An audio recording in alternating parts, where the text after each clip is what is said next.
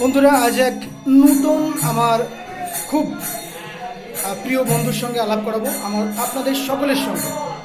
আমার সঙ্গে রয়েছেন শিবপ্রসাদ বাবু।